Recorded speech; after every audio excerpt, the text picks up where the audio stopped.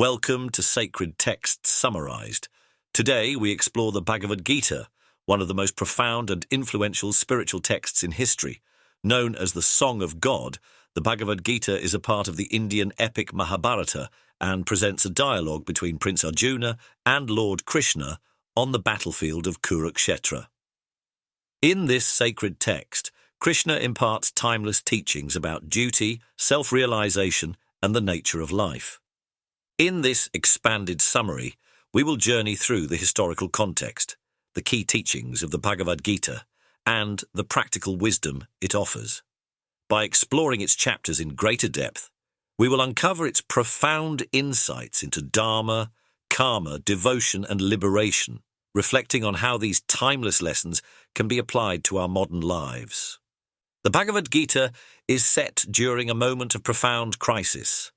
Arjuna, a great warrior, finds himself overwhelmed with doubt and despair as he faces his own family, friends, and teachers on the battlefield. Stricken by moral confusion, he questions the value of fighting in a war that will bring suffering and death. This moral dilemma is universal. We all face moments where our responsibilities clash with our emotions, and we are unsure of the right path. It is in such moments that the teachings of the Bhagavad Gita offer clarity.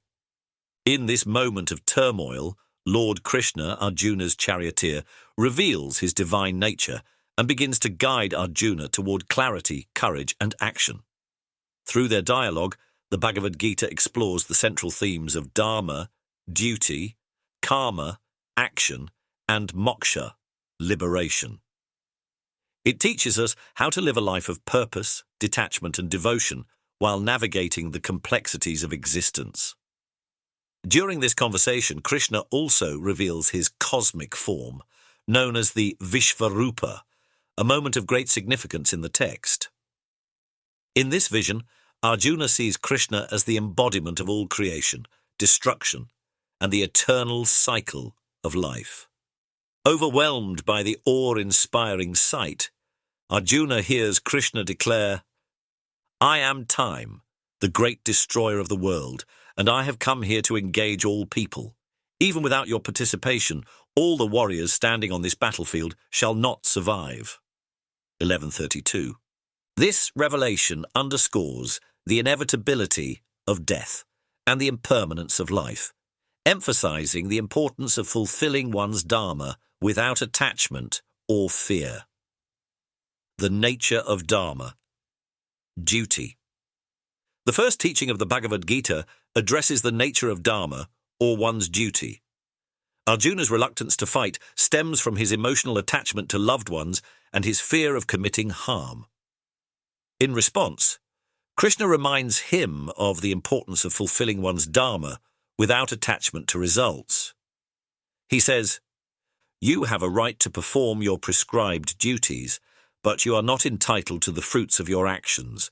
Do not let the results of your work be your motive, and do not be attached to inaction."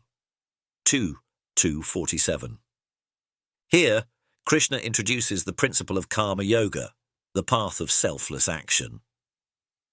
By performing one's duty with focus and detachment, we free ourselves from the suffering caused by desire and expectation. This teaching emphasizes that action is inevitable. We cannot escape it. Even avoiding action is itself a choice. The key, Krishna explains, is to act selflessly, with a pure intention, without being bound by the outcome. To illustrate this, Krishna uses the metaphor of a lotus flower, which grows in muddy water yet remains untouched and pure. Like the lotus, we too can engage in the world without being attached to its results. Reflection. Exercise. Think about a task or responsibility in your life that you have been avoiding or approaching with hesitation. Reflect on how you can perform this task without fixating on success or failure. By focusing on the action itself and letting go of the outcome, you can experience a sense of purpose and inner peace. Additionally, consider the broader implications of dharma in your life. Ask yourself, what are the responsibilities that align with my higher purpose? How can I approach them with dedication and balance? The eternal nature of the soul, Atman. The second key teaching of the Bhagavad Gita focuses on self-realization and the eternal nature of the soul. Arjuna is deeply distressed by the thought of killing his family members in battle. Krishna reassures him by revealing a profound truth. The physical body is temporary, but the true self, the Atman, is eternal and indestructible. He says, "For the soul, there is neither birth nor death. Having once been, it never ceases to be. It is unborn, eternal, ever-existing, and primeval. It is not slain when the body is slain." 220. This teaching helps us see beyond the illusion of the material world and realize our deeper, unchanging nature. The body is like a garment that the soul wears, discarding it when it is no longer needed. Birth and death are simply transitions for the soul, which continues its journey. Krishna explains that recognizing the eternal nature of the self frees us from fear, grief, and attachment. It also teaches us to see all beings as equal, as each is an expression of the divine. To further elaborate, Krishna compares the soul to the air that moves through various spaces but remains unchanged. This metaphor reminds us that while external forms may change, the essence remains constant. Reflection. Exercise. Sit in a quiet place and close your eyes. Reflect on the idea that you are not your body, thoughts, or emotions. Instead, you are the witness to all these experiences, unchanging, eternal, and calm. As you observe your thoughts and sensations, remind yourself, "I am the eternal self, beyond change and death." To deepen this practice, visualize the transient nature of your experiences like clouds passing through the sky. Notice how this awareness brings a sense of peace and stability. Detachment and mastery of the mind. Another central teaching of the Bhagavad Gita is detachment and the mastery of the restless mind. Krishna warns Arjuna that attachment to pleasure, material possessions, and outcomes leads to suffering and bondage. He says, when a man gives up all desires that enter the mind, and when he is satisfied in the self alone, then he is said to be one of steady wisdom. 2:5. Krishna emphasizes the practice of equanimity, remaining balanced in both success and failure, pleasure and pain. This is not about renouncing life, but about learning to engage fully without becoming enslaved by cravings and aversions. To achieve this state, Krishna introduces the practices of Jnana Yoga, the path of wisdom, and Dhyana Yoga, the path of meditation. By calming the restless mind through meditation and cultivating wisdom, we develop clarity, inner peace, and freedom from suffering. Reflection. Exercise. Throughout your day, observe your reactions to situations. Notice where you experience attachment, whether to an outcome, a possession, or an idea. Practice letting go by reminding yourself of the impermanent nature of all things. In moments of frustration, pause and take a deep breath, anchoring yourself in the present moment. Expand this practice by journaling about the things you cling to and exploring ways to cultivate freedom from these attachments. The path of devotion, Bhakti Yoga.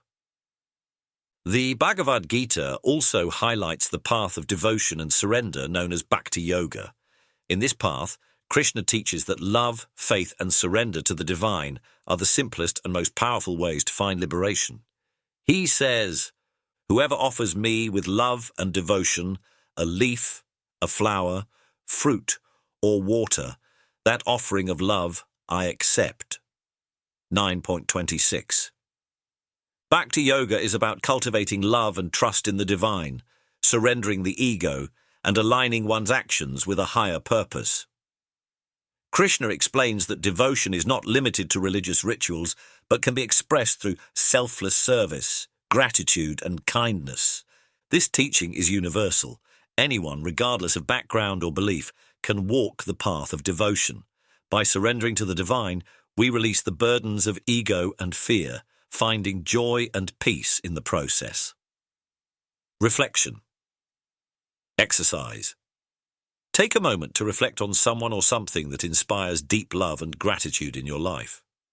Dedicate a small act of service or kindness today, whether it's helping someone, offering a prayer, or simply expressing heartfelt thanks. Approach this act with sincerity and devotion.